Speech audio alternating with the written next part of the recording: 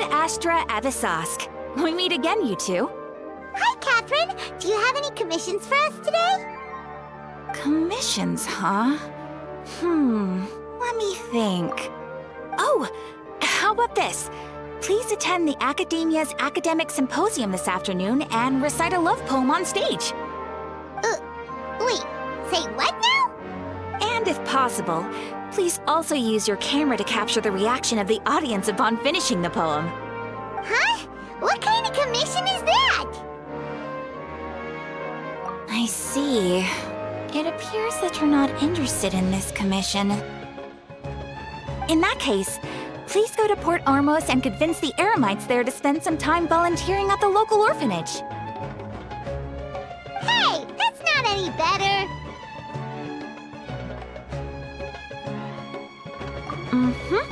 I'm sure the mercenaries will have some interesting reactions as well. Paimon's gotta ask.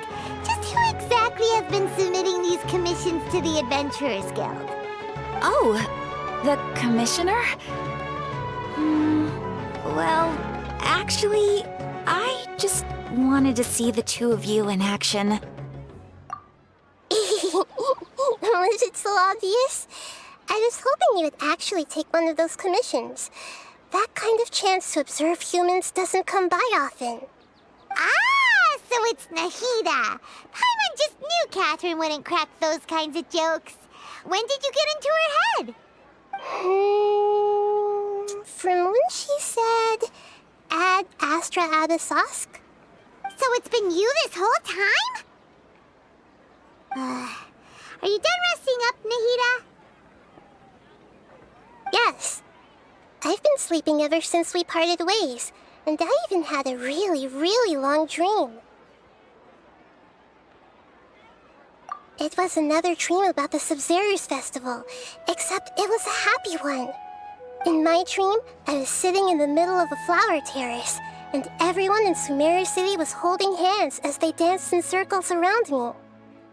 They danced round and round, and everyone looked really happy. I also got to sit on a gigantic flower carriage. Ferris, the Knight of Flowers, raised me really, really high above the ground, and I was throwing an endless amount of Yalda candies at the children. You know, Nahida, maybe your dream is how the Sumeru's festival really should be. It's meant to be a joyous time where everyone gets together to celebrate your birthday. Huh? Wasn't I describing a really happy dream? Why are you both looking at me like that? Wait, could this be an example of the emotion known as pity? No, we aren't pitying you. That would only make everything worse. We just don't want you to feel too sad. By the way, have you had a chance to visit Dunyarzad? How's she doing? The Homiyanis haven't allowed any visitors after the festival, so we haven't been able to check on her. Yes, I paid her a visit right after I woke up. She was resting at the time. Her condition is stabilized. However, since Elazar is a manifestation of the withering on the human body, we can only cure it by finding a way to take care of Irminsul's own withering. But for the moment, our top focus should still be figuring out what the sages are up to and what they're planning. Right. Who knows what'll happen if they manage to pull off another scheme like the Samsara of the Sumeru's festival? So our first priority should be investigating and putting a stop to the sages' activities. As for how we should pull that off, let's discuss it somewhere else. There are too many adventurers around here. Oh, good point. Sorry, adventurers. We're gonna be borrowing Catherine for a little while.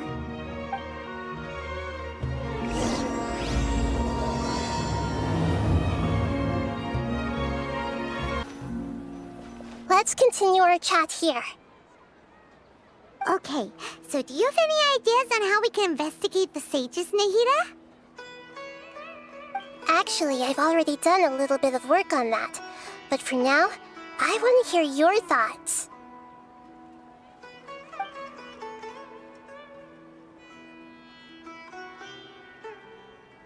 I've already tried that, but all the key members of the Academia, even the core of 30 guards, intentionally avoid wearing their Akasha terminals.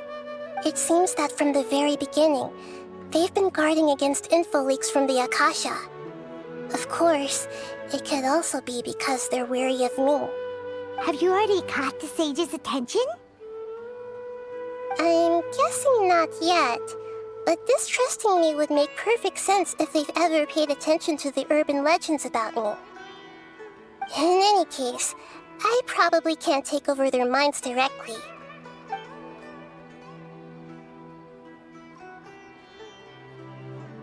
We're in the dark as of now. Since we still don't know anything about their goals, any rash move could tip them off and lead to terrible consequences. After all, every person in Sumeru City is one of their hostages. No way, that's too risky. You mean it'd be too easy to get caught? No, it's not that. We shouldn't involve innocent students in this. A single mistake could completely ruin their lives. Doing that would be ignoring the safety of my people for my own selfish goals. How is that any different from what the sages are doing? That's a good point. Spoken like the god of Sumeru.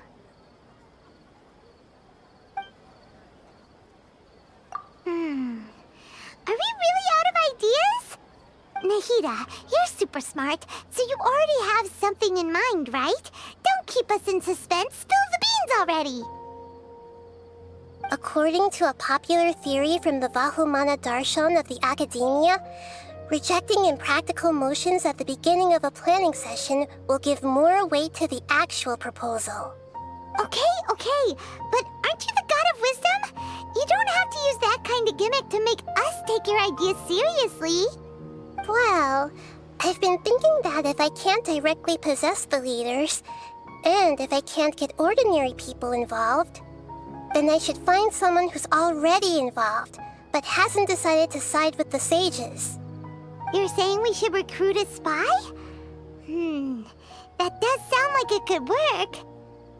Oh, before coming back, we met someone named Alhaitham. He seems like he acts alone, and he likes doing stuff behind the Academia's back. They probably aren't in cahoots. Actually, I already have someone in mind. Do you still remember that female scholar named Setaria? Setaria. Paimon remembers now. Isn't she the one who's always trailing behind the Grand Sage of the Academia? We ran into her basically every time the Sub-Zero's festival repeated itself. You could even say we're old enemies by now. Paimon still remembers the smug and mean way she always spoke to Nilou. I've always liked observing all kinds of people, and Setaria has always stood out from the crowd. She was born in the desert and was hailed as their greatest genius. Her academic gifts allowed her special admission into the academia, and also gave her the opportunity to serve as the sage's assistant. Oh, Paimon didn't know she was from the desert. She must be pretty special then. Paimon feels like most of the desert dwellers around the city are working as mercenaries. The name Setaria means star. When she lived in the desert, she shone like the brightest star in the night sky. Later on, she was chosen by the sun. The star was given a place in the daytime sky to complement the sun's dazzling light. Soon after, the star witnessed the sun scorching the earth, which brought forth many disasters. The star began to waver. Instead of staying beside such a sun, wouldn't it be better to return and light up part of the night sky? But in the end, she couldn't give up the radiance of daytime. To cope with her shame, the star buried her guilt and closed her eyes. From the sound of it, Setaria's just hung up on the research opportunities here. But she doesn't really support the academia. She still feels guilty about not doing more for the desert, right? She's just running away from her problems. Indeed. When they are presented with complex moral issues, many people will simply plug their ears and go with the flow until the problem can't be fixed anymore. She's suppressing a lot of guilt, but before she realized it, she had already become the sage's accomplice. She can't deny her part in their schemes anymore. Right. We must somehow make her face her problems again. That way, not only can we get useful intel from her, but she can also use it as an opportunity to redeem herself. From my past observations, Setaria will take a day off from the academia every 10 days to do some shopping in the city. Tomorrow afternoon just happens to be a shopping day for her. That'll be our chance. To prepare, let's go check out some of her favorite spots, and to have a quick chat with a few of the vendors there.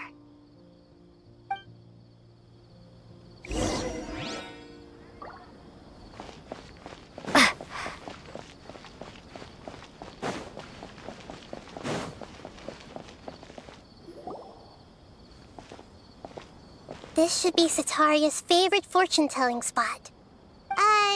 So should we ask the fortune teller about Setaria? No, I already have enough information on Setaria. The most important thing now is for you to pay attention to the vendor's talking style and key characteristics. Talking style and key characteristics? My poor lost lambs, have you become troubled over your fates? The divine voice of wisdom often echoes between mine ears. If thou be blessed today by the gods, I may be able to show you the way. Huh? Really? Nahida, you've been whispering things to her? Shh! My friend here has some doubts regarding her future. Can we get a fortune reading for her? Of course, of course. In that case...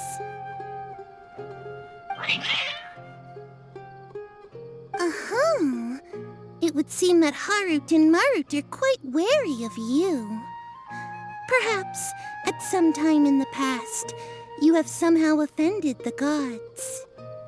Only mocking the god of Animo, questioning the lord of Geo's financial savviness, and brawling with the god of Electro. Do those count? Oh, nothing. Go on, pick an aspect for her to divine. Health prospects, no problem at all.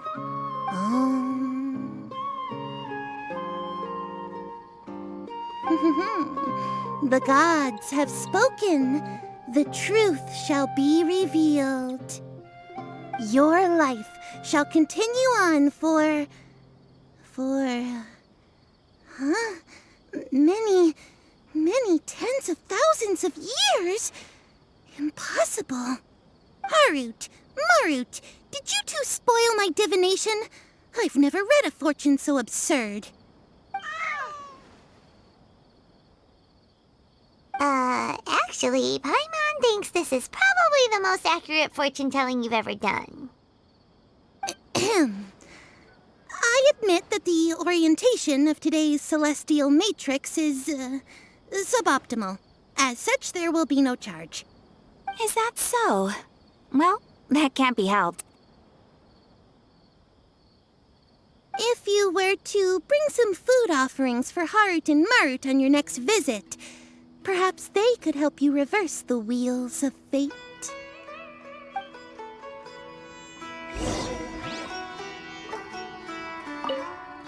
I've never seen Harut and Marut be so wary of anyone.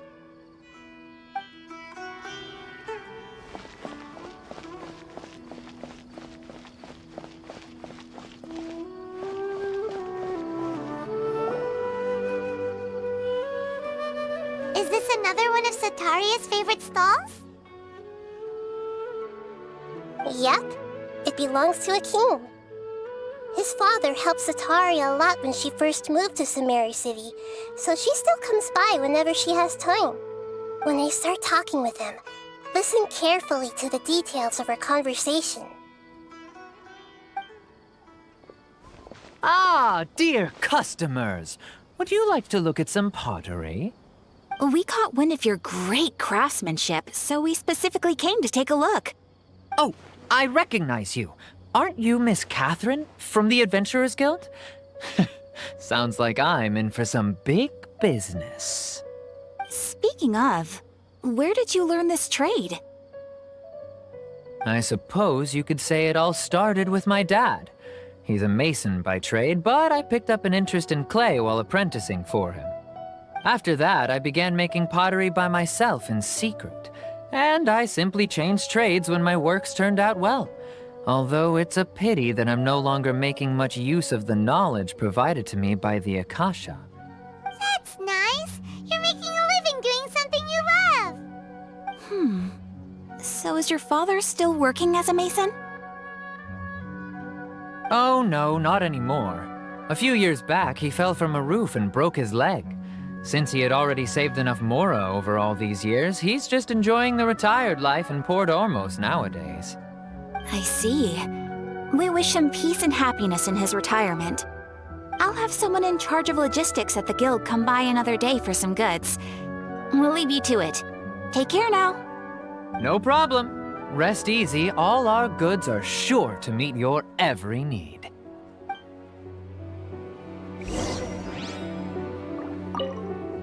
That was my first time talking with Miss Catherine. I'm sure I sounded a bit nervous.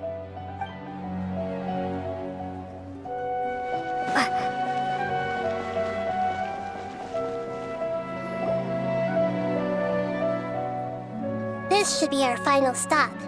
Sitaria is always thinking of this restaurant when she's working at the academia. So she always comes by whenever she's out in the city. Nahida, you've really thought of everything. It's my duty to protect Sumeru's citizens, after all. Hi there. I feel like I've seen you down by the docks before. Huh? Sorry, I don't quite remember. If I recall, you were having a discussion with someone about shipbuilding at the time. Ah, that's right! I've always been really interested in feats of marine engineering. After all, I grew up in Liyue Harbor and spent my entire childhood staring at the ships going in and out of the port. I came to Sumeru to study, but failed to make it into the academia due to my lack of talent. But I'm still discussing all kinds of problems with different scholars, and I'm continuing to study and perform research from the restaurant's basement. I'm sure I'll get into the academia after their next round of exams. What an admirable spirit for learning. Amazing! Sure, but you'll find hardworking people wherever you go. So this restaurant has a basement as well? Huh. First I've heard of it. That's right. It's not usually open to patrons. Most of the time, employees use it for breaks or to hold private events. I see. Guess that makes sense. Well, good luck with your studies, Miss Chishan. Thank you so much. As long as I can make it into the academia as an official student, I'll be happy.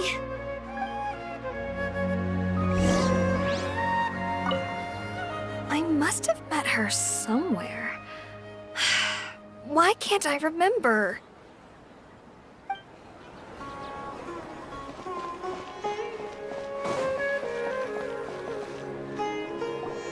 So, was that everybody? Mm-hmm. 3 familiar faces should be enough for Sitaria. What's the point of all the information we've collected? Nahida, you still haven't told us how you're planning to make Sitaria face her problems. Sitaria is already used to avoiding her problems, so we must find a way to break through her usual sensibilities. I remember you mentioned that the Eremites in Port Ormos are all making a fuss about the upcoming resurrection of King Deshret. Although it's all just a boatload of nonsense, the fate of her homeland may turn out to be Sitaria's soft spot. Oh, Paimon gets it now! You want to take advantage of the guilt Sitaria feels about her homeland. Although she knows she should return home to help the people of the desert, all she's done is conspire with the sages. So how do we set that up? Well, King Deshret is long gone, and Setaria is also too smart to fall for any simple tricks. If we simply engaged her under the guise of King Deshret's believers, she would definitely be wary of us, and we may not get anywhere. But if we were to borrow some of her close acquaintances to talk with her, her reaction would probably be very different. So, you mean you're going to possess those people we just talked to? Yep. Possess them through the Akasha. Imply they've already converted to the faith of King Deshret, and then convey our made-up will of King Deshret. As long as everything goes smoothly, we'll get through to Setaria for sure. She'll never guess that we had anything to do with it. Ah, so that's how you're going to use all the info we collected on these people. It's so that you won't slip up and break form. Possessing them will only work if you can manage to pass off as them. Exactly. So, best of luck with impersonating them. Huh? Best of luck? But we don't know how to possess anyone. That's no problem at all. I'll just share all their senses with you once I've possessed them. As long as you're also wearing an Akasha terminal, the effect will basically be as if you've possessed them yourself. Huh. That is pretty convenient. But why does she have to do this? Can't you do it yourself? Although I've been observing humans for a while, I've never been good at imitating them. You're not wrong. It's always been painfully obvious whenever you try to pass as Catherine. If it was at all possible, I would have preferred to leave these people alone. But seeing how things are now, I probably should just accept it and push on. Yeah, don't beat yourself up over it. We're only doing this to help everyone, and we'll only be borrowing them for a little while anyway. Alright, then let's give it a go tomorrow afternoon.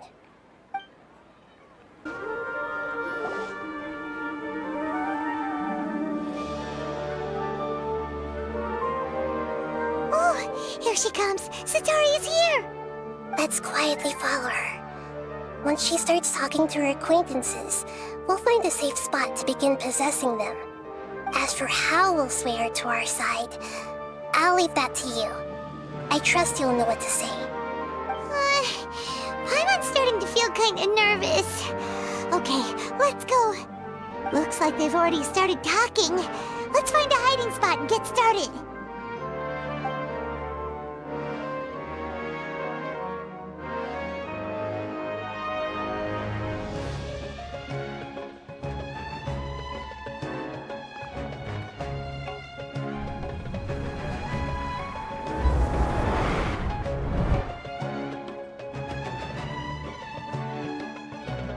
That's right. You really can't force anything when it comes to love. And besides, everyone around me has a very different background and outlook. Are you still listening to me, Nabia? Oh, of course I'm listening. You were talking about troubles with your love life, right? I heard everything you said. Okay then.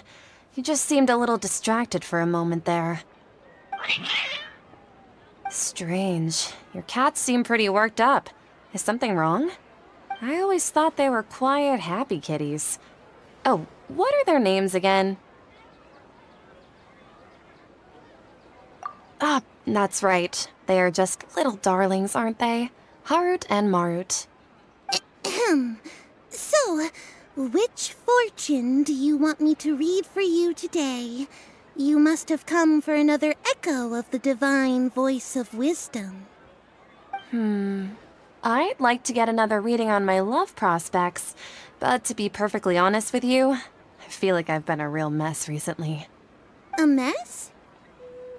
Well, could you do a reading on how long it'll take me to finish my current project at work? I really just want to get it over with. I hear you. No problem at all.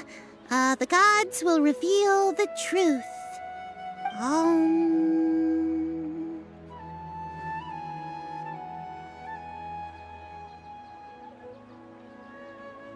The gods are asking, Setaria, Why haven't you gone home? Why haven't I gone home? Do the gods really know everything I've been thinking about? Sitaria, why don't you just go home? It's a demand now instead of a question. Oh, the gods seem to be truly upset. I'm sorry. I know I failed the gods. Please pass on my most sincere apologies and ask for their divine forgiveness. And if I may ask, Nabia, is there a specific god who's speaking to you right now?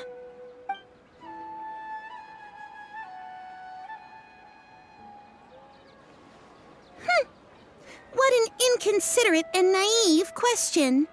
The god who is speaking to me is, of course, the wisest and mightiest of all, King Deshret. King Deshret? No wonder he would make such a demand of me. Wait a second. King Deshret passed away a long time ago. Even though news of King Deshret's resurrection has been spreading like wildfire, it's all just a misinformation campaign from the academia. How can King Deshret still exist in real life? What insolence! I am King Deshret's most loyal believer. Do you wish to refute his voice of wisdom? Oh, no. As a child of the desert, I am only reveling in his power upon learning that his divine glory has touched even this city. I will think very carefully about his demand of me. I'm sorry. I must go now. Wait!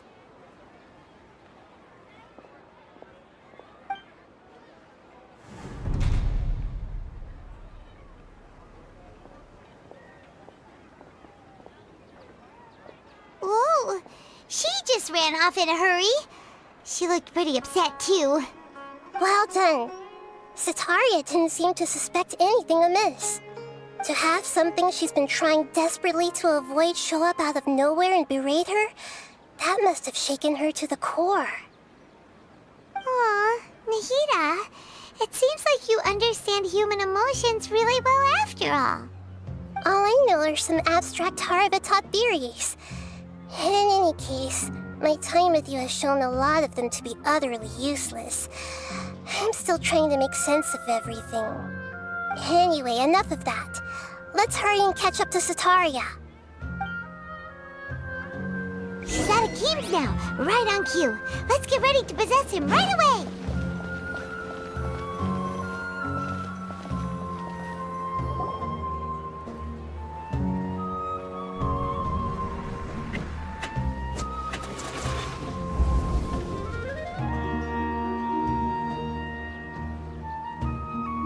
It's okay. I just got caught up in something. Oh, actually, didn't you ask me to help you look for work? What kind of work were you looking for again? Oh, right. Your old man's craft. How could I forget? Speaking of, how's he doing? Is he feeling any better?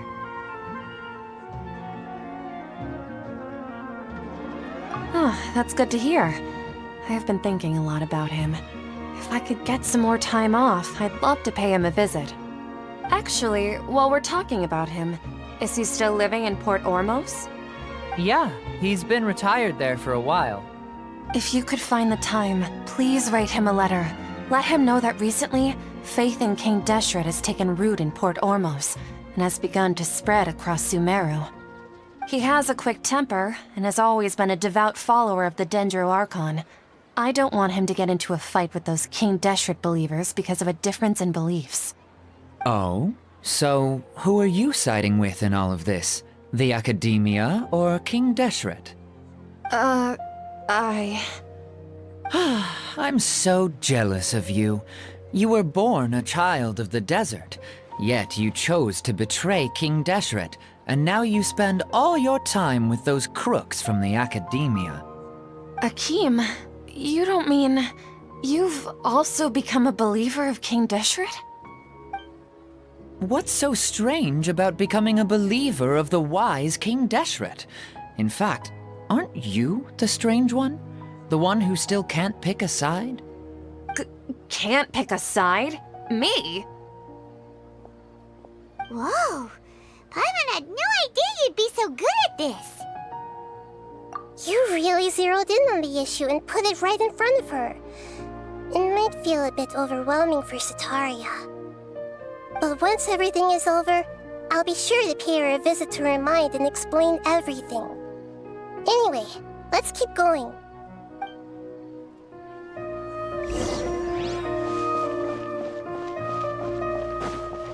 Whoa. What happened just now? Wasn't I talking with Setaria? Where'd she go? Come on! Setaria's already started talking with Shishan! What's gotten into Haru and Marut? They seem terrified of me all of a sudden.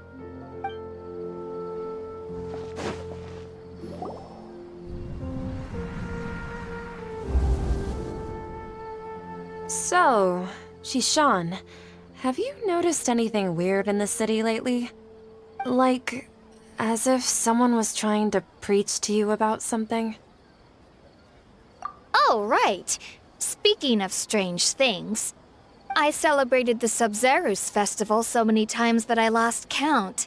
That was really weird. Wait, how could you be aware of that? That should be impossible. Nothing in the report indicated anything like that. Are you still failing to realize that the Academia's lowly tricks could never deceive all of Sumeru's citizens? Shishan, don't tell me that you've converted to King Deshret as well.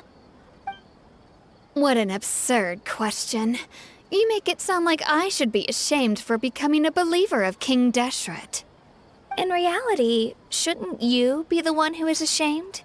You, who works side by side with the Academia and treated people as nothing more than experimental subjects? Please, please stop! Even now, Setaria's still trying to run from her problems. She can no longer justify everything to herself. Hey, she's trying to talk to the guards! What should we do? This is the most important part of all. Quick, get ready. Mercenary, you're a member of the Corps of 30, correct? Please help me pass a message to the Matcha right away. The situation in the city is getting out of control. Please, try to remain calm, miss. Tell me what's happening in the city. Heretics are infiltrating the city, and they've already converted many residents to their side. Heretics? What kind of heresy are you talking about? King Deshret! Many people I know have suddenly started believing in him, but he's long dead. It's impossible. Miss Setaria, nothing is impossible. You know my name? King Deshret is immortal, and all who defy him will one day pay the price.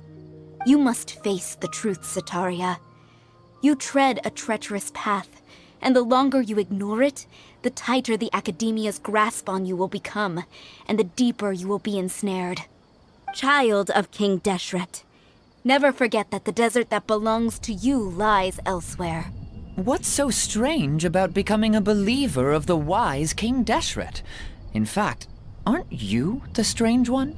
The one who still can't pick a side? What an absurd question.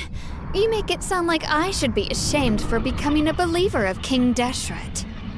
Setaria, why haven't you gone home?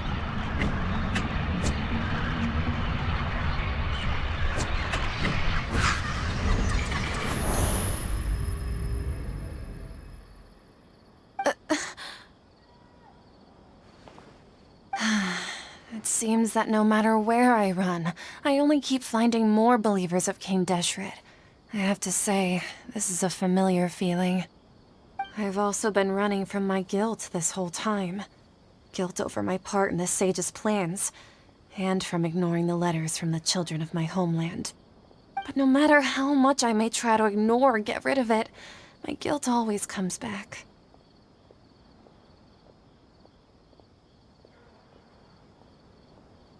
You won't necessarily lose your research opportunities by facing the truth. Besides, did you really want to conduct your research while carrying such heavy feelings of guilt?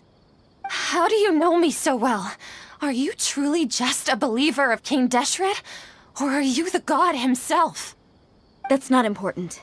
The important thing is to pass judgment on the academia and its sages, and to correct their mistakes. If you could provide some assistance in this matter, perhaps it could serve as a form of atonement.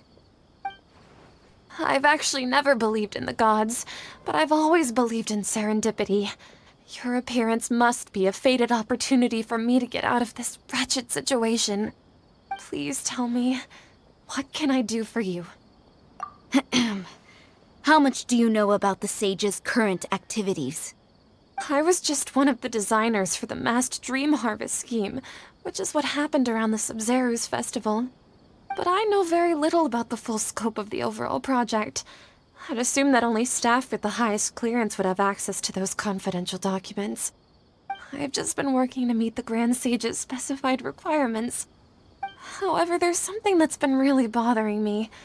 I heard that a scholar who was previously expelled has returned to the city, and even the sages are still quite wary of him. To fight against the academia, we will need to figure out the nature and the purpose of their work. Is there a way for us to get access to the confidential documents you mentioned?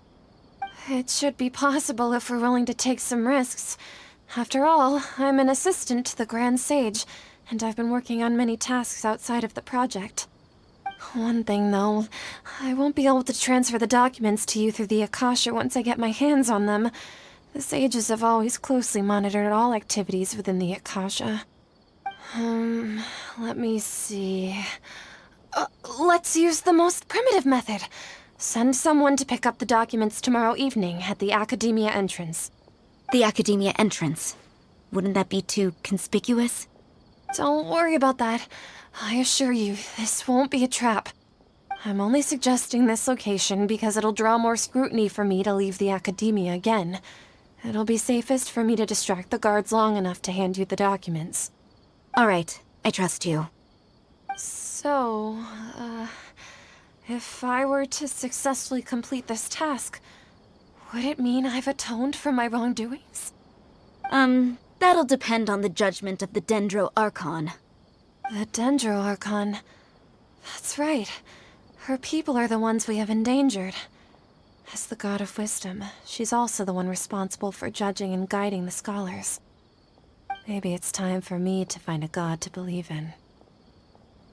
Just as Nahida predicted, we've managed to bring Sataria to our side! The Traveler's execution was ingenious. She's the one who deserves all the praise. Well, now that we've made plans to meet again tomorrow evening, all we can do is pray for Sataria's mission to go off without a hitch. Pray? But if we're going to pray to the gods, aren't we just praying to you? God of wisdom and guardian of the scholars? No. The truth is the true guardian of scholars. I've always believed that. Anyway, let's meet again tomorrow evening at the Adventurers Guild. Catherine, we're here! Oh, you are the other Catherine, right? That's right. I suppose I'm the other Catherine in your mind. Shh! We're on a secret mission tonight, so we need to protect Catherine's identity. Yep, Paimon's right. We cannot fully rule out the chance that the meetup tonight is just a trap. If something were to happen, my existence may be the only trump card we'll be able to play. After all, the academia should still be unable to confirm the existence of my consciousness in the outside world. Yep, exactly, just what Paimon was thinking. Anyway, enough about that. Let's just make sure to be on our guard. Off? What do you feel is off? It's the middle of the night. Of course it's quiet. You're not getting paranoid, are you? No, I think she's right. It really is a lot quieter than usual. If you look around, there seems to be fewer people on the streets. I'm not sure if this is the case for the entire city, though. Huh. Maybe it's just a coincidence. Maybe Sataria figured out a way to not only distract the guards, but also to get everyone to go to sleep early, just so we can exchange the documents in peace. I also can't quite figure out why things feel a little off. But now that we're here, let's go ahead and meet her as we planned. Well, regardless, as long as you're here with us, Paimon feels a little safer.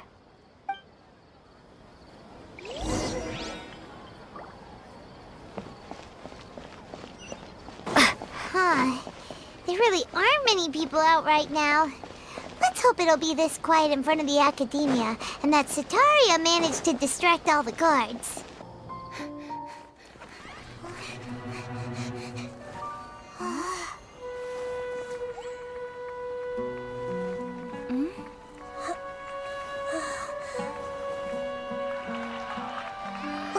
What are all these people doing here at this hour of the night? Ah, the triumphant hero returns at last. And to a rather spectacular welcome, even if I do say so myself. You're the outcast, expelled from the Academia. Indeed I am. Although these days they tend to call me the Doctor.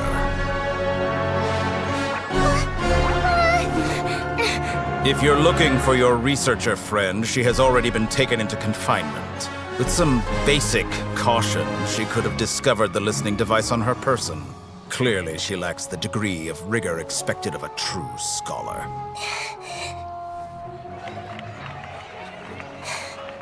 The people of Sumeru City. What have you done to them? I simply made some minor adjustments to their Akasha terminals. Now they can deposit information directly into the subconscious. As you can see, all these lovely people now believe this traveler is a hero who has just saved the world. My experiment is a success. And now it seems they can no longer hold back their sheer adoration. No, what should we do? These are all just regular people. Leave now. You need to get out of here. What? That guy's a Fatui Harbinger! We can't just leave you here! Nor can I abandon the people of Sumeru!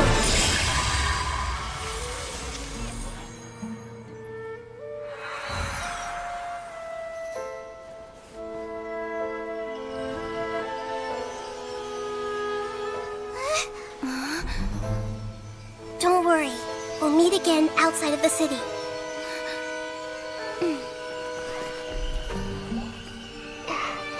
I see. You appear to have overridden their mental faculties with your own consciousness. To possess such a powerful mind, you must be the god of wisdom.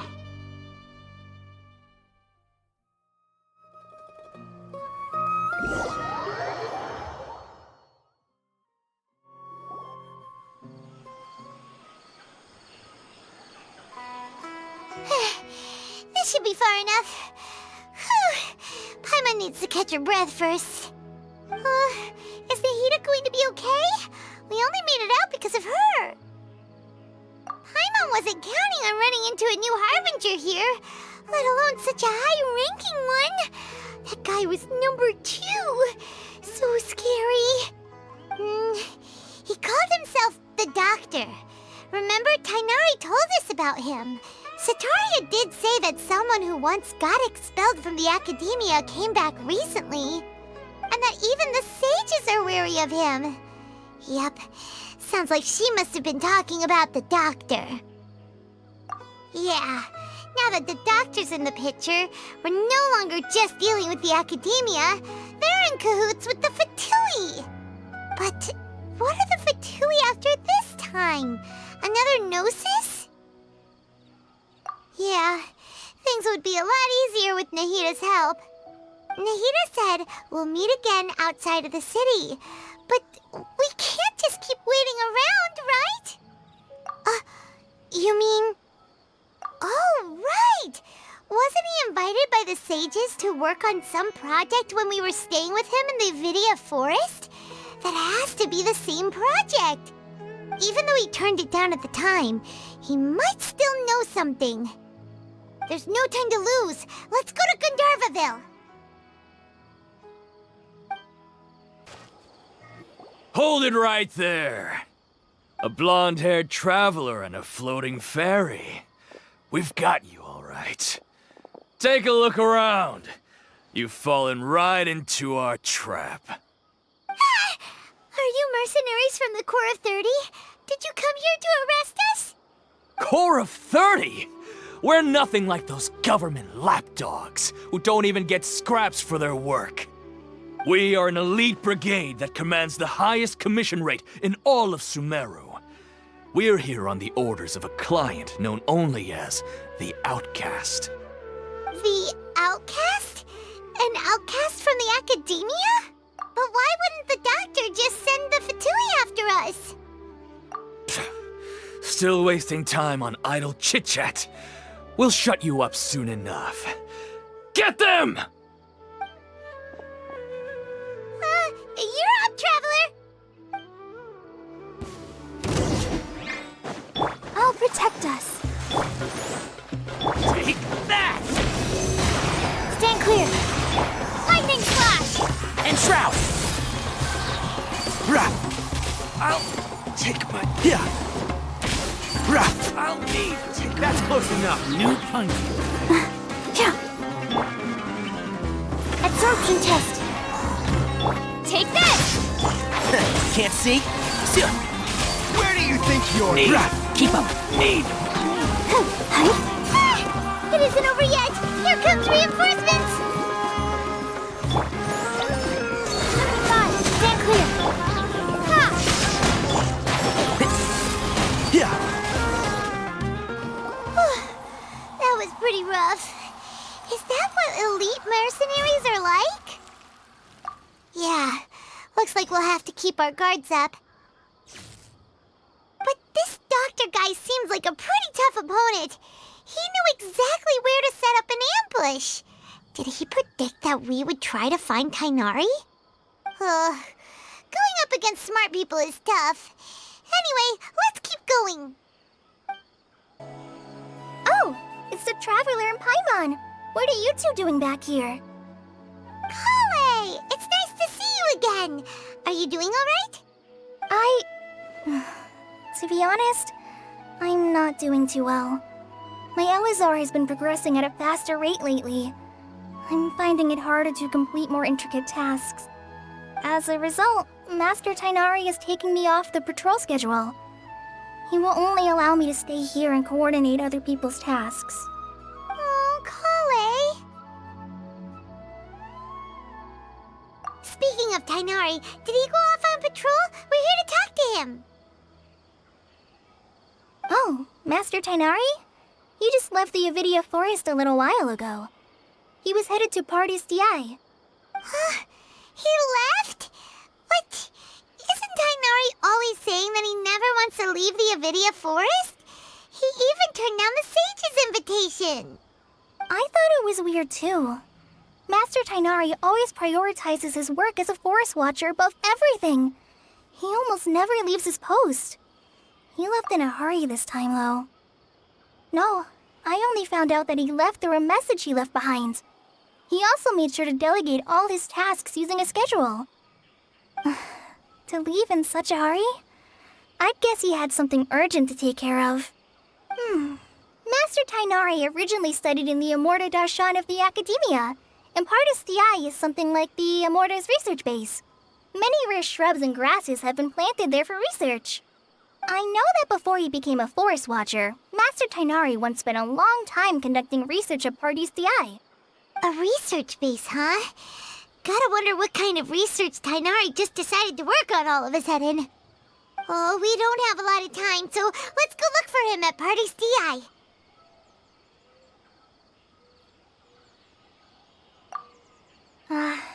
Don't worry, I'm fine. I'm used to living with Elazar by now. If you run into Master Tainari, please send him my regards. Got it. Will do. See you later, Kale. I had already made up my mind, to be honest with you, so I didn't try to hide my current condition. Don't worry about me. I'll be fine. Wait! Look who it is!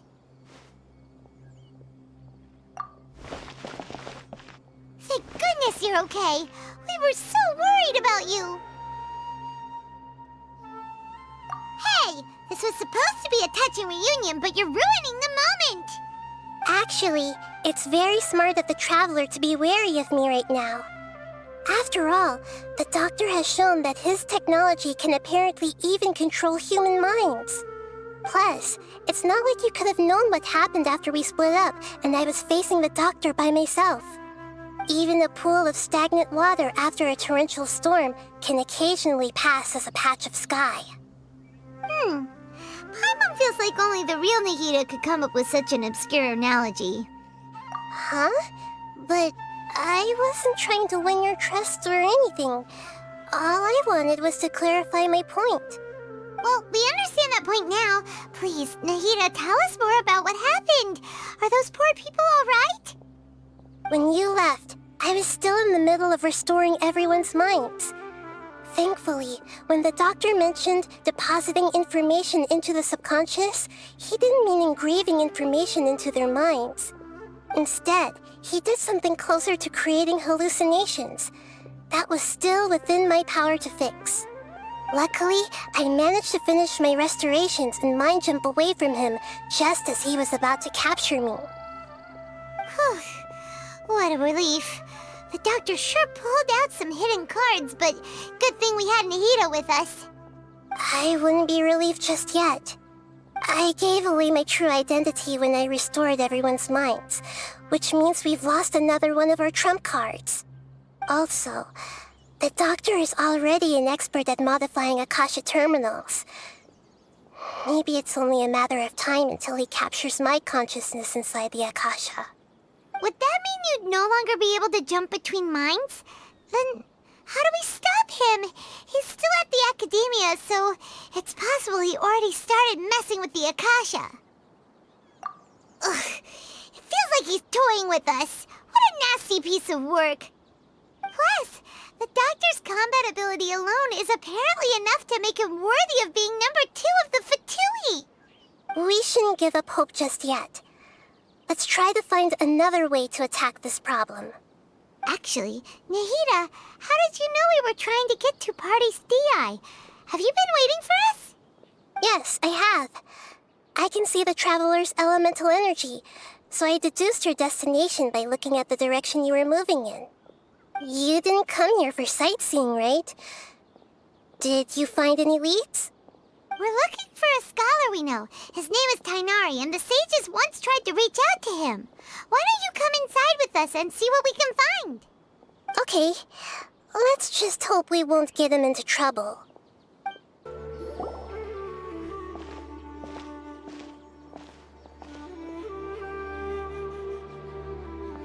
Traveler?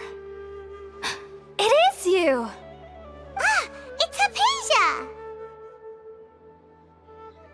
Ah, what a pleasant surprise! It's so nice to see the two of you again. Who's this? She's a scholar we met in the Avidia Forest. When we last saw each other, she was still training in the... what's it called? Satyavada life? Oh, I see. That's right, we're old friends. You've come at just the right time. Ever since I've come here, hardly anyone has even talked to me. Hypatia, you're way too excited about this. Actually, for you to leave the Avidia Forest means...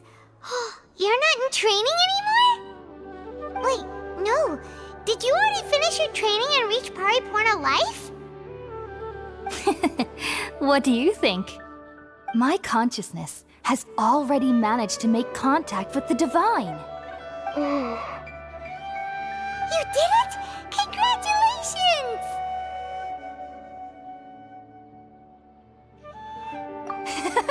It's so exhilarating to share this sublime joy with others at long last! When my consciousness made contact with the gods. Ah, what a supreme and unparalleled experience that was! That sounds incredible!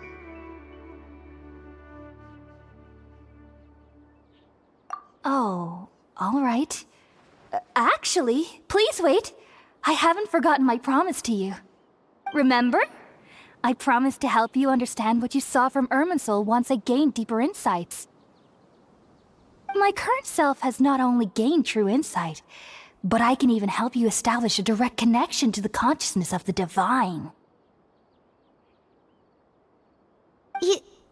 You can do that? I've never heard of anything like that, but if you want to give it a try, I'll do my best to protect your consciousness during the process. Hold on.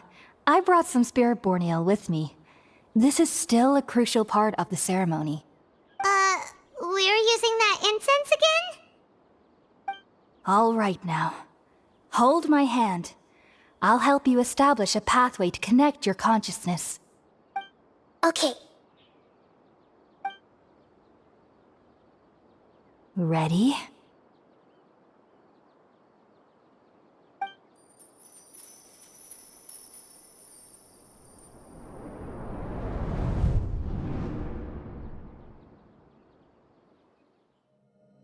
It took 3 betrayals for me to finally understand. The world is just an elaborate tapestry of lies. My fury will never be quelled. The first to betray me was a god. My creator. My mother.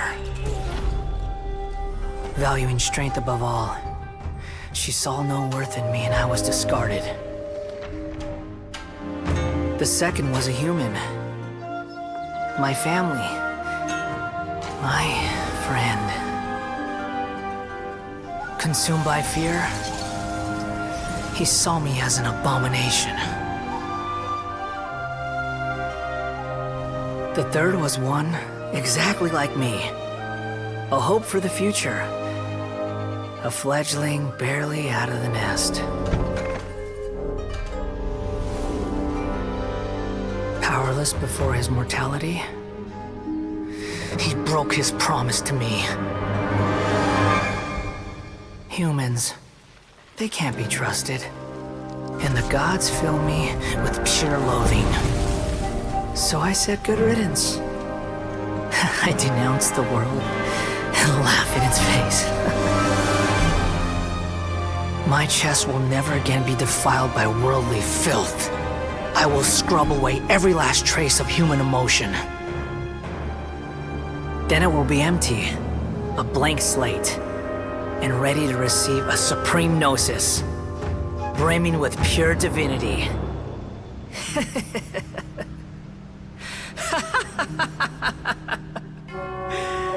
There is no need to fear. The pain will be brief. Your era is coming to an end.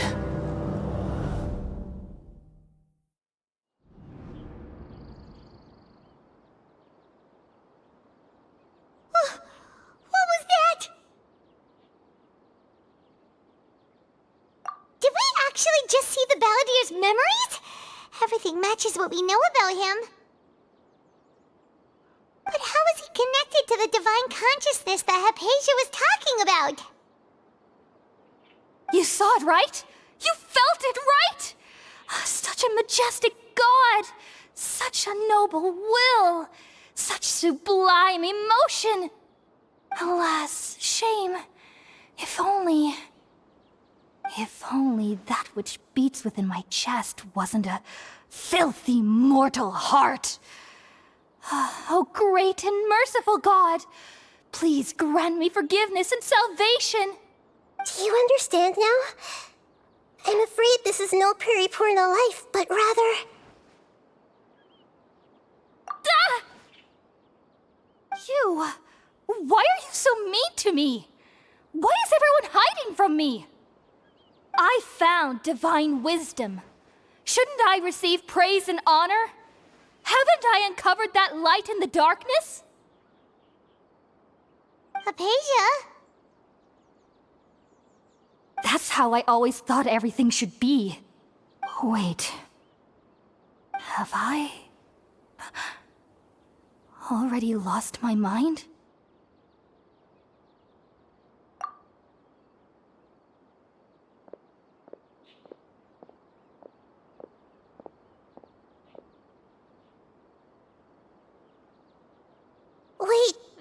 isn't right.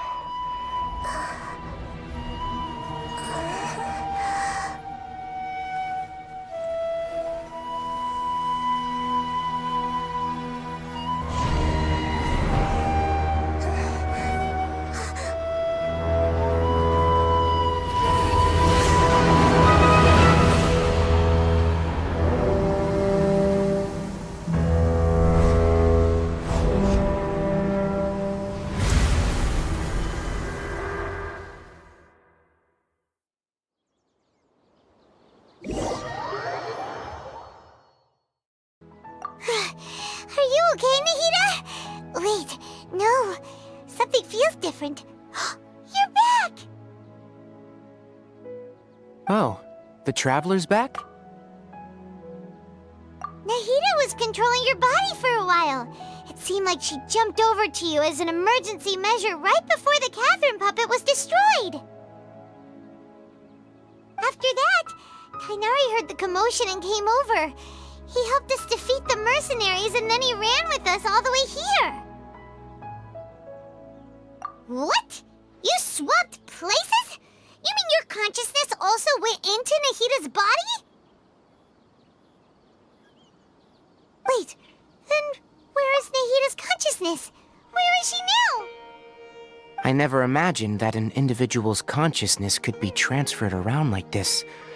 Had I not seen it with my own eyes, I would have never believed it. I don't think this can be achieved with current human technology. Also, while we were running, the consciousness in your body told me to pass on a message. She said, "The doctor has found a way to trap my consciousness, so I can't journey with you anymore.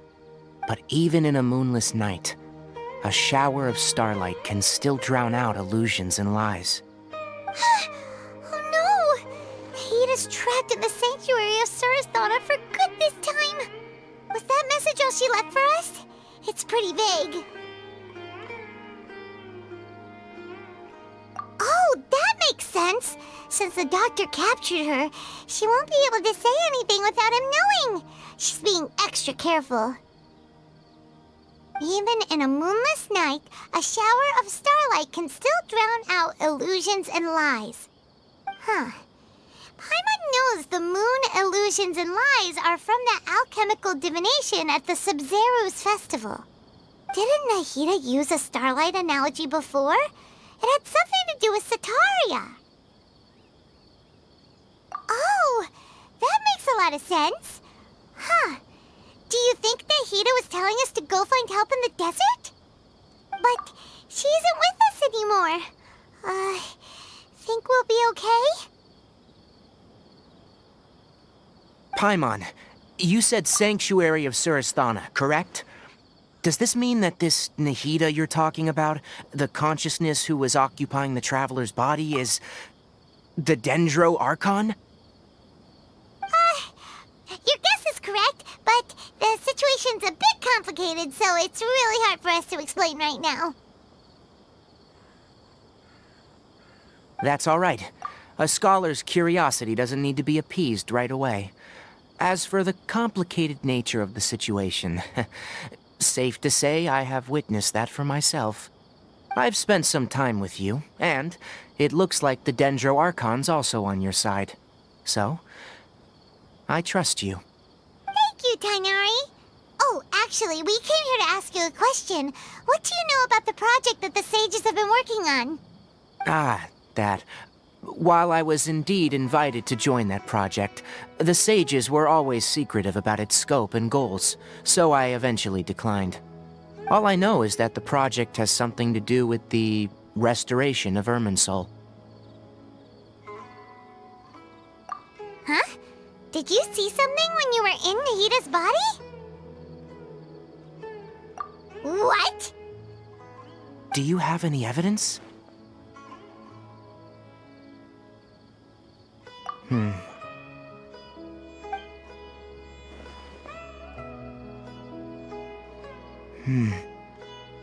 So that's what happened.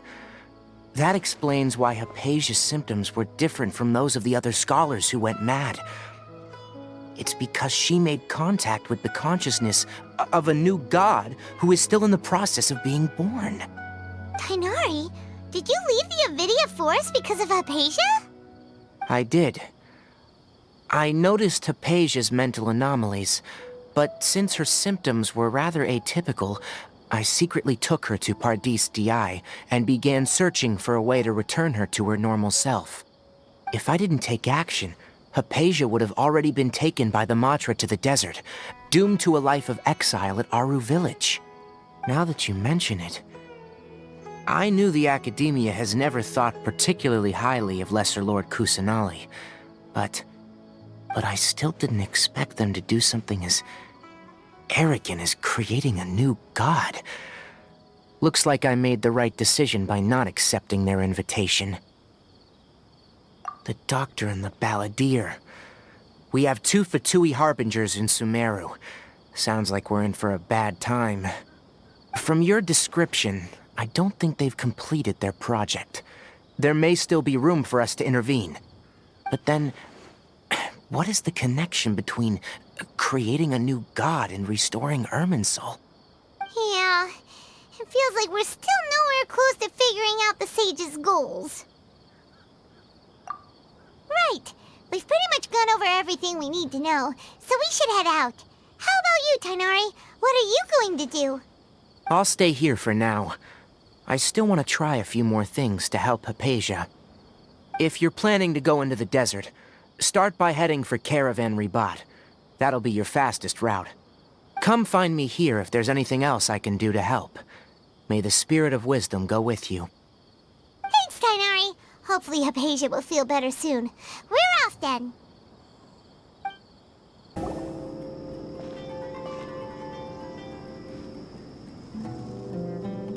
We finally made it to Caravan Ribat. It's pretty lively here. So, just past this wall is the desert, huh?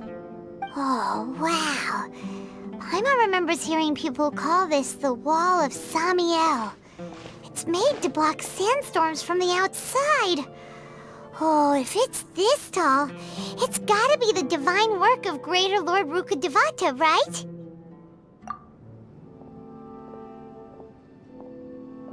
Enough gawking. Come on, follow me. Huh? Over here.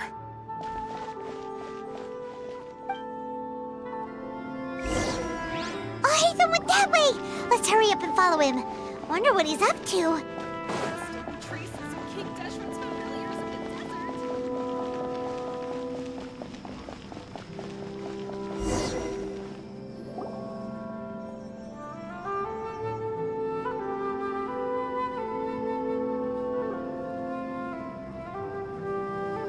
What the? Where did she go? How did we lose them? They were just here a second ago. More Aramite mercenaries? Who are they working for this time? Anyway, Traveler, it seems like we were being followed again. You were too careless.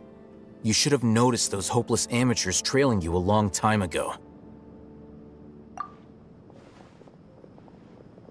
There's no need to thank me. I've never cared to keep track of personal favors. All I did was correct a mistake I happened to come across. It's a habit I developed at the Academia.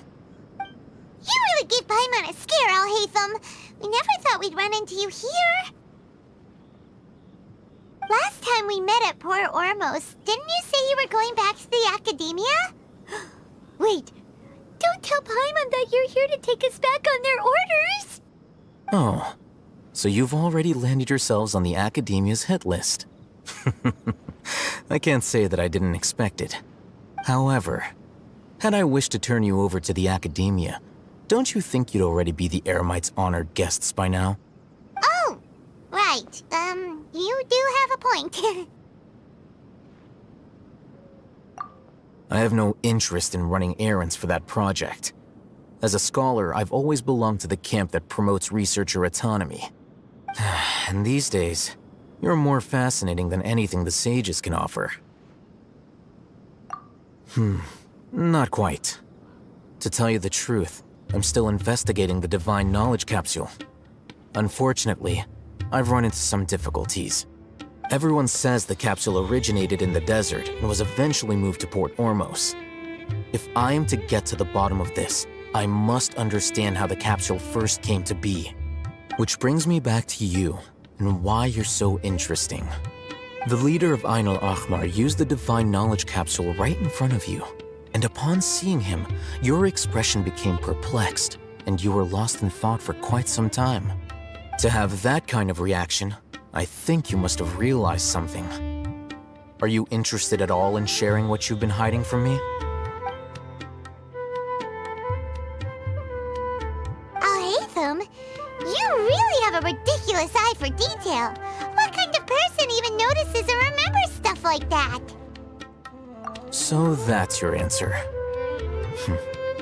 Well, I do work for the Academia after all. So considering that, it is indeed wise to keep your cards close to your chest. But that does prove you do have some undisclosed information about the Divine Knowledge Capsule. Am I right? No matter. Rather than simply learning the answers from you, I'd still prefer to investigate on my own. Speaking of, you two are also headed to the desert? That's right! We have the same plan as you! But we don't really have any concrete goals at the moment. Then I'd suggest starting with Aru Village. It's the largest settlement in the desert, so it'll probably have more resources and intel than anywhere else. Well, It's always better to travel with someone you know. Let's go! before us lies Aru Village, the safe haven of the desert folk. Whoa, this landscape is really something else. What a cool place! Let's go check it out!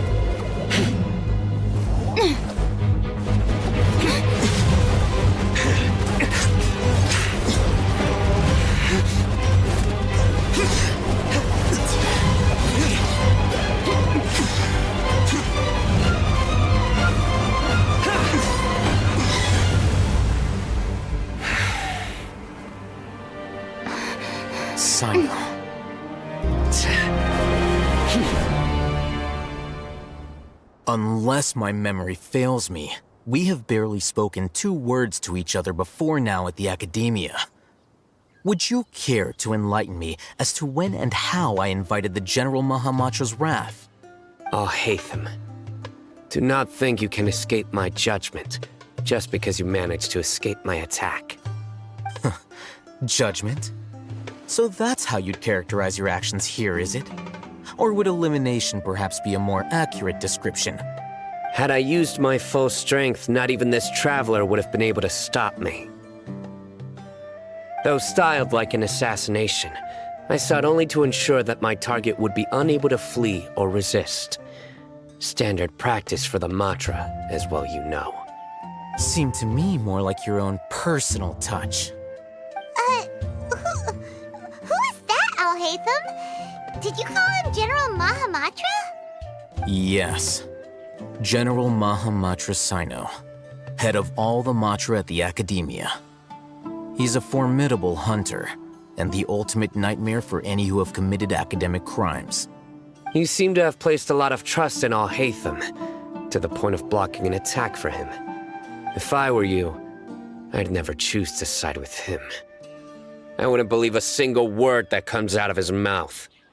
I have been pursuing this scribe for a long time. I urge you, stand back and do not seek to defend him any longer. Otherwise, there will be consequences. Has Alhaitham done something wrong? Paimon doesn't think he's as bad as you've made him out to be. I won't waste my breath explaining things. Alhaitham, I saw it during our fight. Take it out. The divine knowledge capsule you're hiding on your person. Unless you want me to retrieve it for myself. Very perceptive of you. Nothing escapes Amatra's senses. Wait, the divine knowledge capsule? Didn't it fall into the Matra's hands in Port Ormos? No wonder you speak with such confidence, Sino. But I must admit, I'm very curious. What does this capsule mean to you? And why, as General Mahamatra of the Academia, are you all alone in the desert? As far as I'm aware, the other Matra have been speculating about your disappearance. Have you been given a mission that's, let's say, morally dubious? If I was the real target of your mission, what was stopping you from simply using your authority and resources to judge me within the walls of the Academia? I should have known you'd be difficult to deal with. You two! Ugh! What should we do, Traveler? Paimon feels like we can't trust either of them! Ahem. Well, look at you two, acting all tough and self-righteous over there. Wait, Dia?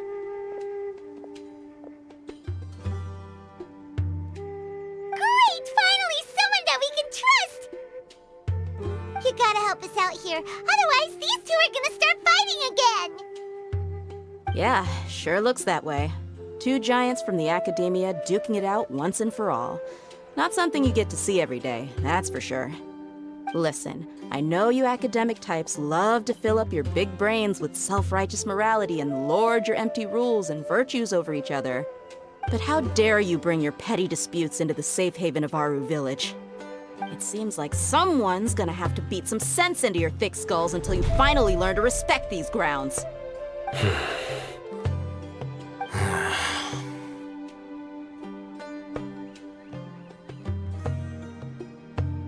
Hey, did either of you hear a word I just said?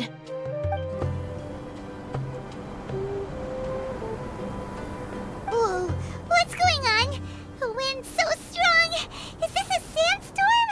Paimon's gonna get blown away! Another sandstorm? What's up with these recently? Hey!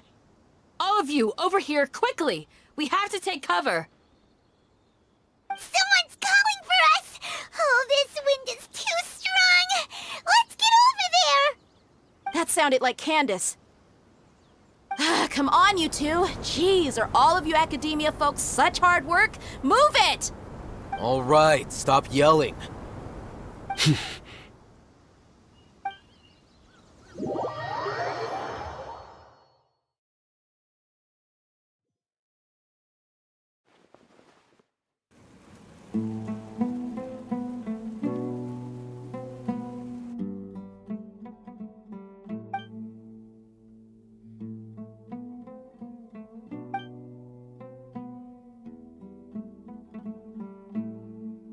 Well, this is pretty awkward.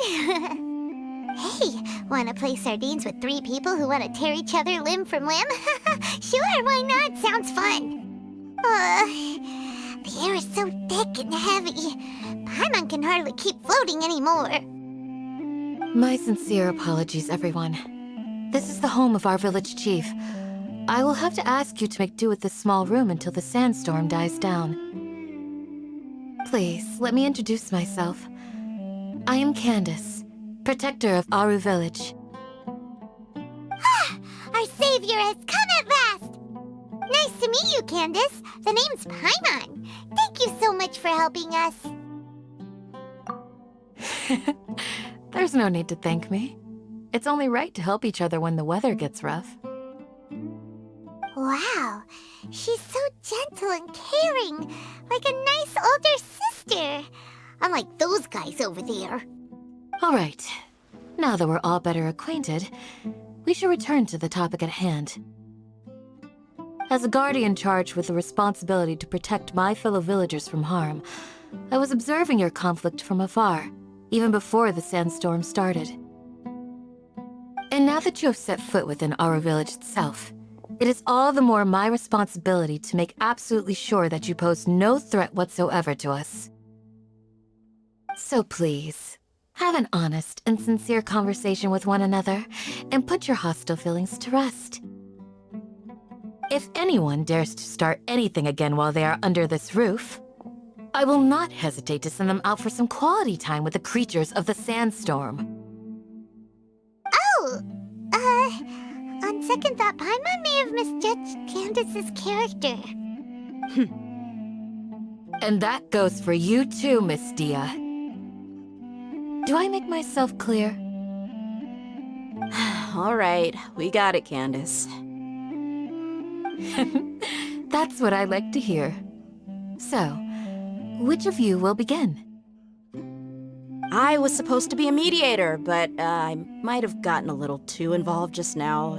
Anyway, one of those two should probably start talking. Wait, that was you trying to be a mediator? I have nothing to hide, so there's no shame in explaining myself. While Al-Haytham wasn't wrong about the other Matra not knowing my whereabouts, it's not because I've been assigned a morally dubious mission. Rather, I've chosen to exile myself. Huh? Exile yourself? A little while ago, I discovered that there was data missing in the Academia's project planning and development files. What little they did report clearly did not match the project's actual progress. As General Mahamatra, I had the responsibility and authority to request an audit.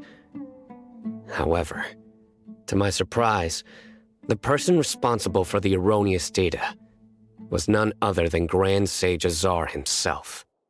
I tried to investigate the issue myself before submitting a formal audit request, but I soon found that all leads and potential pieces of incriminating evidence were carefully concealed from me. I began to realize that they were cautious of me from the very beginning. Unsurprisingly, the Grand Sage rejected my audit request as soon as the submission reached his desk. He even said to me, "The power of the General Mahamatra is granted by the sages.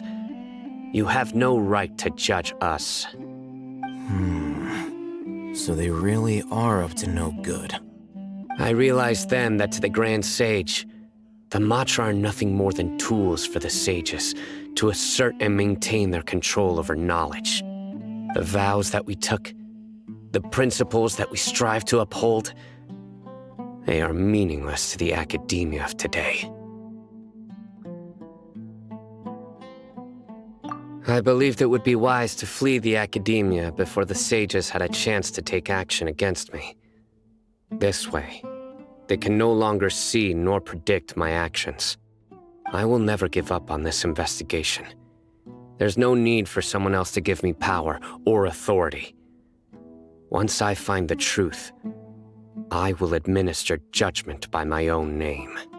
Sino seems to have the same goal as us. We're all investigating the sages. Plus, now that he's no longer the General Mahamatra, he somehow feels a lot less scary.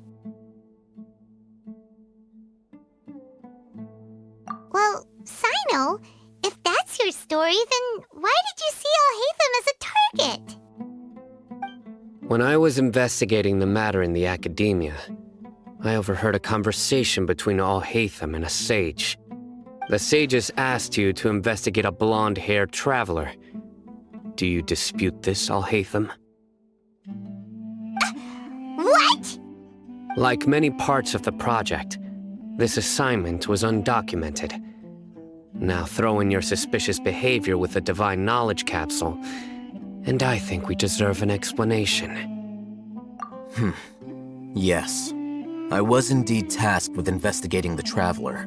Al-Haytham! After all, the promised reward was so great that hardly any scholar could have refused. The sage told me, once you've completed this assignment, I can give you a glimpse of divine knowledge. A most enticing offer. Unfortunately, those academics don't know me at all. Their words contained one key piece of information, namely that divine knowledge indeed exists. That gave me all I needed to know. From my perspective, the sages are far from trustworthy. Think about it. Isn't it a little strange they're so willing to share divine knowledge with anyone, even as a reward? So, I began my own investigation following the lead of the divine knowledge capsule. In the end, I realized my wisdom in committing to this rather than collaborating with the sages. Had I been less guarded, I probably would have ended up like that Ain al-Ahmar mercenary, incapable of remaining sane for long enough to hold a conversation. You mean that the sages originally planned to dispose of you, using one of those capsules that drive people insane?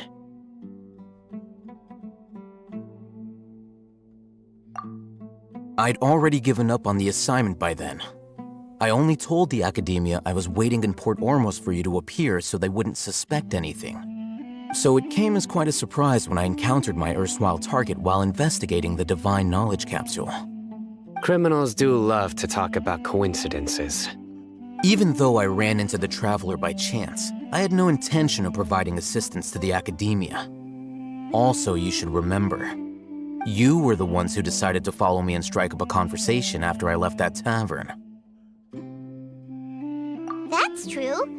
Al-Haytham helped us out at Caravan Rebat as well. Maybe he's telling the truth. I'm willing to apologize if that's worth anything to you. I took the divine knowledge capsule behind your back because I judged its existence to be a significant risk. I felt that it would be best for no one to interact with it before it had been properly studied. After all, curiosity often proves to be the most dangerous thing in this land. You should be well aware, Scribe Al-Haytham, that curiosity can also lead you to danger and suspicion. Answer me this. Did the sages share any information about their project with you? Have I not made myself clear? You and I are both distrusted by the academia. Do you really think they would tell me anything? Fine. Although you haven't completely proven your innocence, I won't regard you as an enemy, for now. As you wish. Good. I'm glad to see you two clearing up your misunderstandings. And now you, Dia. I believe it's your turn. Oh, sorry. Whatever the boys were talking about must have been so boring that I spaced out. My situation is pretty straightforward. My employer, Dunyarzad of the Homayani family, is friends with the Traveler and is currently recovering from her illness at home. I had nothing going on, so I decided to return to Aru village for a visit. I was actually looking forward to a pretty exciting time getting back together with everyone here. But then I saw these two random guys in the middle of a pointless argument. It ticked me off, and things went downhill from there. Is that all? Well, I will admit that definitely sounds like your style. In that case, welcome back, Dia. That's more like it. I missed you all so much, Candace. Whoa! What was that sound? No need to worry. Now that you're no longer at each other's throats, please make yourselves at home. I'll take a quick trip outside to clear out some of those creatures in the sandstorm.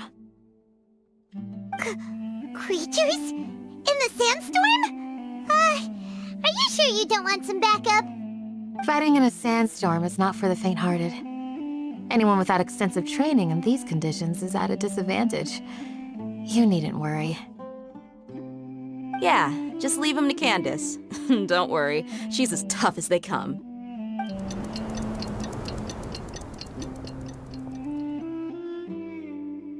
The wind's died down. That means the sandstorm's over, right? Candace still isn't back yet, though. Is she alright?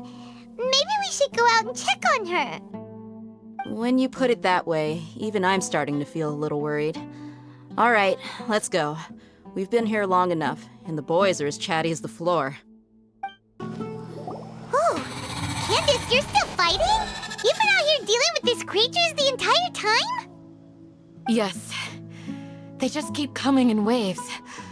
I've lost count of how many I've defeated. Before I realized it, even the sandstorm had stopped. Ah! Here comes another wave! Leave this round to us. I got interrupted earlier, but now I have something to take my anger out on. It's been quite a while since I've seen the Flame Mane in action. I'll leave these to you then. I'll be sure to put on a good show. Let's go!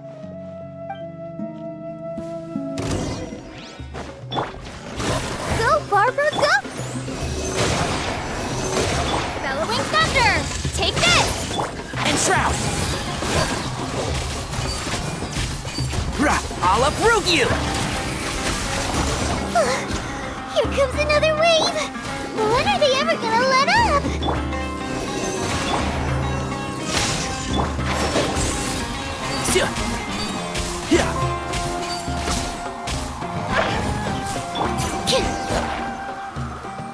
The creatures stopped appearing. Was that the last of them? What we fought just now was probably the aftermath of the sandstorm. So we should be safe for the time being. Well fought, everyone. No injuries, I hope. Huh? Who are you? Ah, my apologies. I haven't had a chance to greet you yet. I had my hands full taking care of the village's elderly and children. I am the chief of Aru village. Everyone usually calls me Uncle Anpu. Sir, I am also originally from the desert, but I have not been back for some time now. May I ask if such sandstorms are common? I can't say they've always been common, but recently the storms have become increasingly severe and frequent. Besides sandstorms, we also occasionally get earthquakes. According to an investigator who stayed in the village a while ago, these unusual natural phenomena are related to the withering of Irminsul. Another effect of Irminsul's withering. So, Irminsul's withering causes withering zones in the forest, and sandstorms and earthquakes here in the desert? Everything in the natural world is inextricably connected to Irminsul. These regional symptoms can indeed be a reflection of Irminsul's present state. Everyone in Aru village needs to take good care of themselves. Speaking of which, why haven't I seen a single village keeper since I got here? Village keeper? Who are they? Village guards like Candace? Does your curiosity know no bounds? Village Keeper is how Aru village refers to mad scholars exiled here by the academia. Most of them are scholars who lost their sanity after a period of training in the Avidia forest. The academia believes that their crazed mutterings may have a negative effect on the psyches of other scholars. So, they're forcibly exiled to the desert. Though if you ask me, it's all a boatload of nonsense. Alas, that's exactly what we've been trying to investigate. One by one, the village keepers have been mysteriously disappearing without a trace. But no one in the village has ever seen them leave.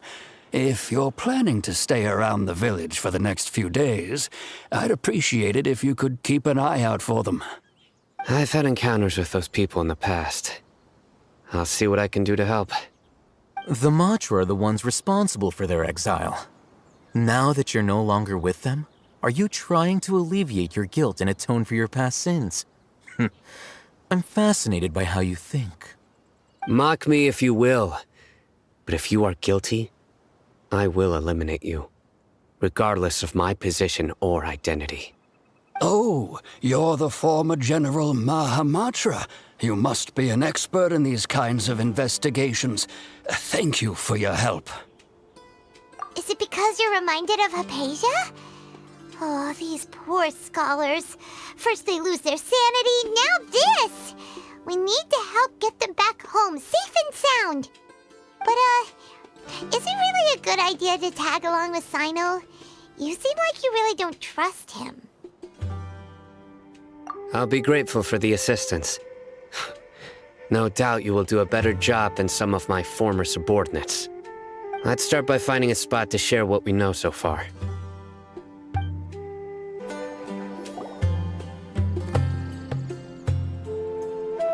Although I've sent myself into exile, I'm still doing essentially the same things as before.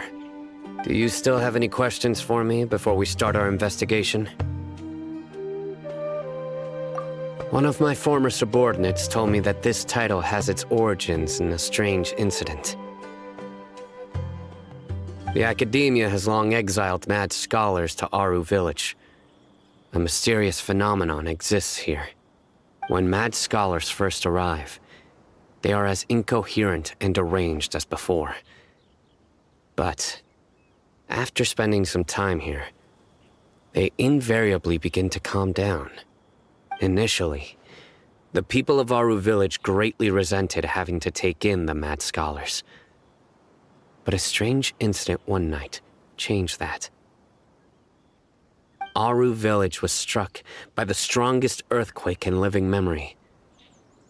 Seeing buildings on the verge of collapse all around him, the then chief of the village was preparing to take everyone to safety. Suddenly, he noticed a mad scholar crouching in a corner, caressing the ground with his hands. A soft, green light radiated from him, like a divine glow against the backdrop of night. Despite the powerful tremors that ripped through the ground that night, all the houses remained upright, almost as if they had grown roots reaching deep into the ground.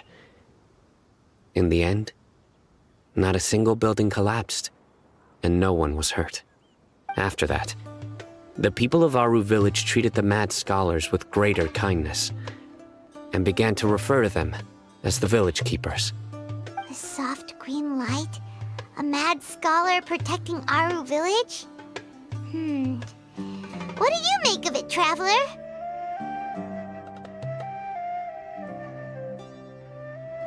Paimon thinks so too.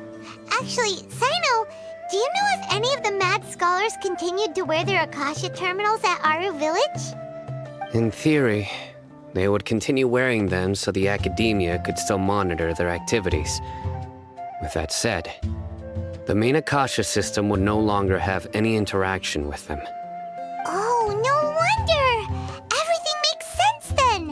Add in the fact that they calmed down, it was probably Nahida who calmed them. If you are able to draw a conclusion from this one story alone, then it appears you possess much more information than I do. So, what do you make of the story?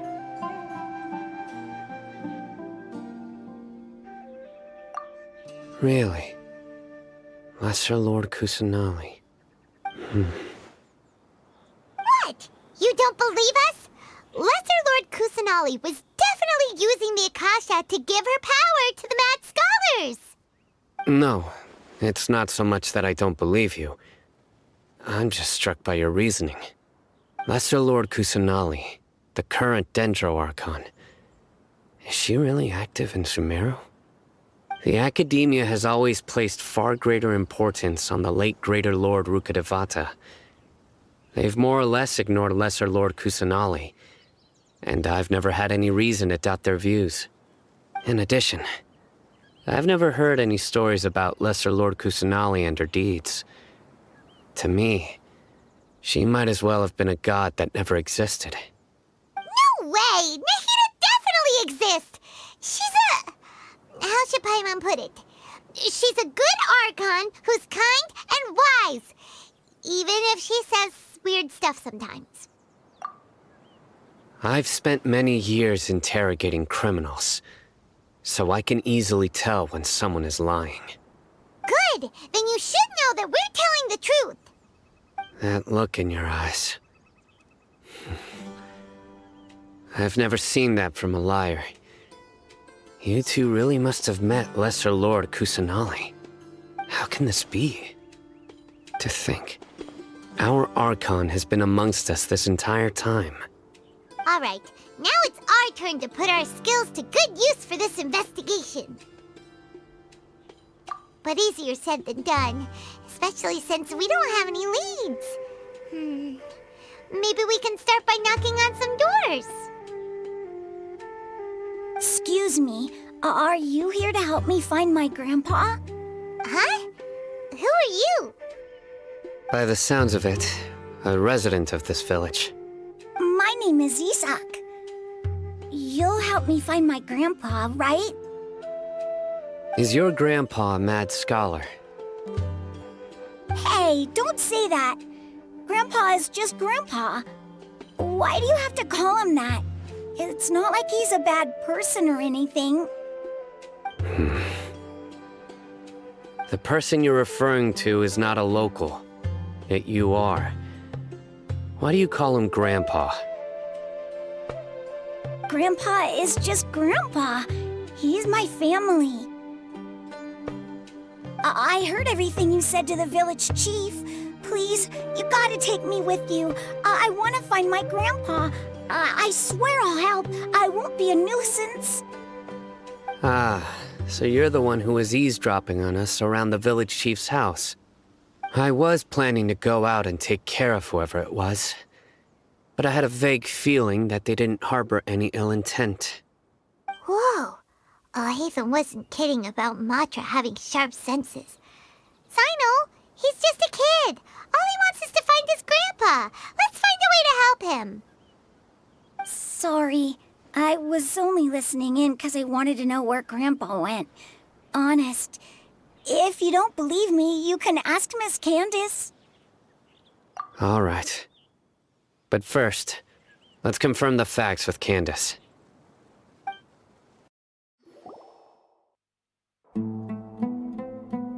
Sino is super vigilant. Is this what all the Matra are like? Ah, you're back already. We just wanted to confirm something with you. Do you know a boy by the name of Isak? I had a feeling he'd go looking for you. Huh? You knew this would happen? Yes. Although he tried his best to stay hidden, I still noticed him eavesdropping outside the window. He really wants to get his grandfather back. Isak's parents were both Aramite mercenaries who rarely returned to the village after finding employment in the city. He was raised by his grandfather. Unfortunately, it was only a few years before his grandpa passed away. Isak was still very young at the time, so various families in the village took turns caring for him so he could survive. Later, an elderly mad scholar arrived at the village. Isak thought the scholar bore a striking resemblance to his grandfather, and thus often spied on the man. However, the scholar was unkempt in appearance and incoherent in speech. Although Isak referred to the man as his grandpa, he was afraid and didn't dare to approach him. One summer night, the oft-mumbling and bumbling grandpa suddenly calmed down and seemed to become more lucid. He even noticed Isak hiding in the distance. So Grandpa walked up to Isak and patted him on the head. He even took Isak to the entrance of the village, where he patiently taught the boy the names of the stars and accompanied Isak until he fell asleep. The next morning, Isak woke up and wanted to go find his grandpa again, only to realize his grandpa no longer recognized him. However, even so, Grandpa retained his calm expression. It's said that those who saw the scholar claimed he no longer appeared to be crazy, but appeared to be living in his own world, almost as if he were sleepwalking. Isak was thrilled that his grandpa was able to find peace and would follow him all the time, asking him things like, "Grandpa, want me to take you somewhere fun?" Or, "Grandpa, could you tell me stories about the stars again?" All this somehow just makes Paimon feel really sad. It seems like they both deserve so much better. Perhaps. Nearly everyone who lives in the desert has some form of hardship or regret. But even so, we must still continue on with our lives. It's also my reason for fighting. I must continue to protect this land.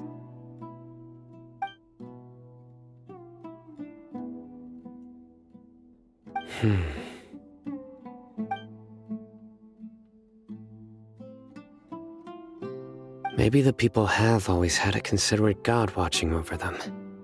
Huh? What did you say, Sino? No, nothing. As long as Esau keeps his word and doesn't get in our way, we can take him along. Perhaps you are more compassionate than I gave you credit for. Please accept my thanks on Isak's behalf, Sino.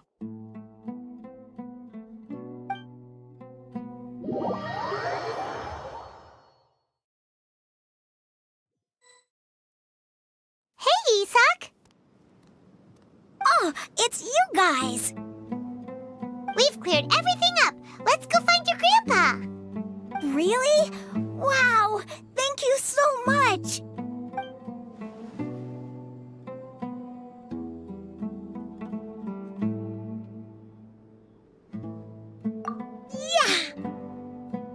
All right. Let's ask the local residents some questions first.